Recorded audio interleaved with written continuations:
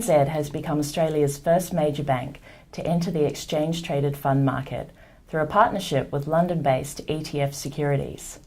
Joining me today to discuss their products and the direction ETF innovation is heading is ANZ ETFS co-head and head of distribution, Danny Laidler. Welcome, Danny. Hi Liz, thanks for having me. So Danny, one of your products is the physical gold ETF. Why should investors use an ETF to access gold? The ETF really gives investors a much more efficient and simple way to get exposure to physical gold. If you were to go out now, Liz, and try and buy some gold, you'd first have to satisfy yourself as to the quality of the gold.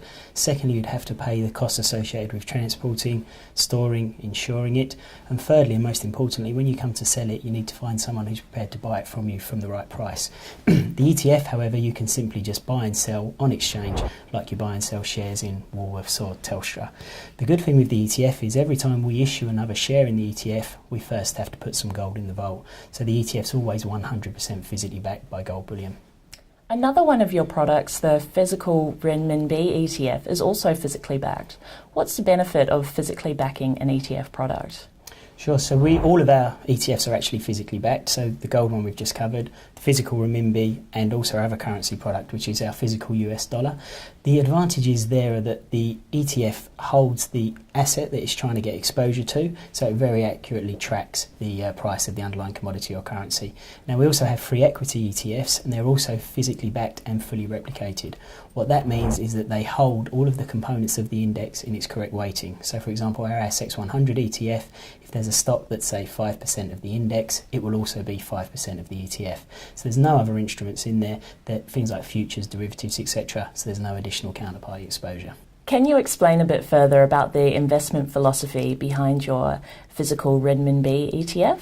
I think a lot of Australian investors understand the Chinese economy. Obviously, China is a major trading partner for Australia. So what we wanted to do is bring an ETF to market which allows those investors who want to get exposure to China to be able to do it in a very simple manner. The reason we chose the currency rather than an equity ETF is that the currency ETF allows you to get exposure to the Chinese market without the volatility of its stock market, but also it allows investors to diversify an overexposure to Australian dollars.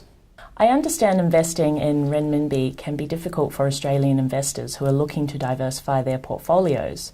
How complicated is that process, and how does the ETF simplify this? I think before the ETF, if you wanted to get exposure to foreign currency, two of the main ways to do that would be to either open a foreign currency account, and the challenges there are that there's this cost associated with the account, and also the spread when you convert from Australian dollars to renminbi or some other currency can be quite high. And also, Liz, currency accounts aren't available to all Australian investors. They tend to be more offered to sort of high net worth individuals. Another way to get exposure to a currency market is through currency futures or currency options. These are much more cheaper than currency accounts, but they're a bit more complicated. You have to manage a position, post margin, etc. So really the benefits that the ETF brings, and I guess the solution that they provide, is they allow investors to get exposure to US dollar, renminbi, etc. in a much more simple and efficient way, and they're available to everybody. And I think that's one of the cornerstones for why ETFs are such a popular product globally. There's over $3 trillion US dollars in ETFs globally, and one of the main reasons for that is they're just a simple way to get exposure to a range of asset classes and allow investors worldwide to diversify their portfolios. Okay. Your S&P 500 High Yield Low Volatility ETF has been attracting the biggest portion of inflows recently. What are investors finding so attractive about this product? Well, that product's designed to give high yield exposure to the US market. So really for an investor's portfolio, it's doing two things. Firstly, it's allowing them to diversify an overexposure to the Australian equity market. And secondly, it's allowing them to diversify their sources of income.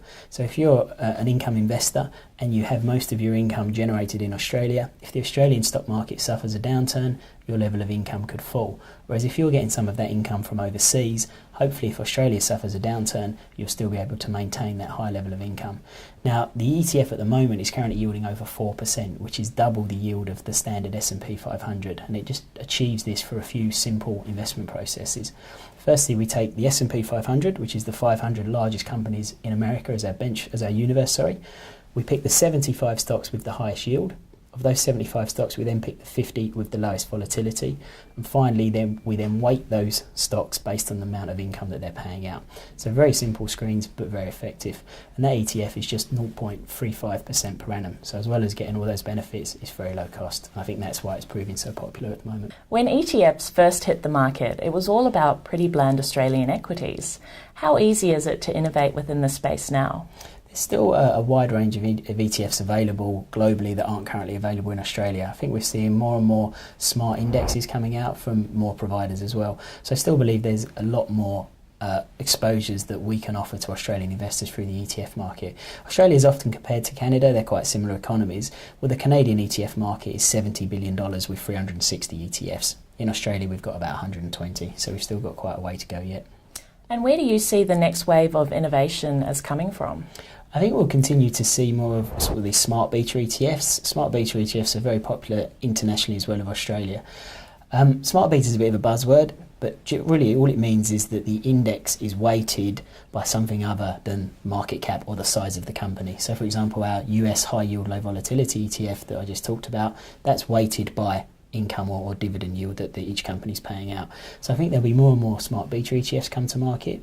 We've recently seen a lot of currency hedged ETFs in the Australian market, so I wouldn't be surprised if that trend continues, and you may see currency hedged versions of some of the existing ETFs. And I also think as the market matures, you'll start to see more exotic products such as short and leveraged ETFs. Does innovation mean we'll be heading down the path of synthetic ETFs?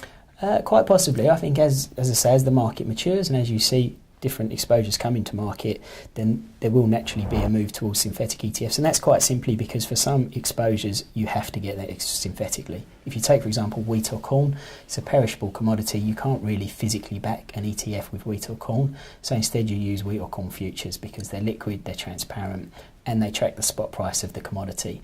I don't think synthetic ETFs is a bad thing for the industry, provided that firstly the ETF issuer is making sure they're managing all the risks within the portfolio, they're collateralising in a counterparty exposure with good quality liquid collateral, and secondly and most importantly, they're very transparent. The product issuer needs to make it very clear how the product works so that an investor can satisfy themselves that they're happy with the risks that are in the product.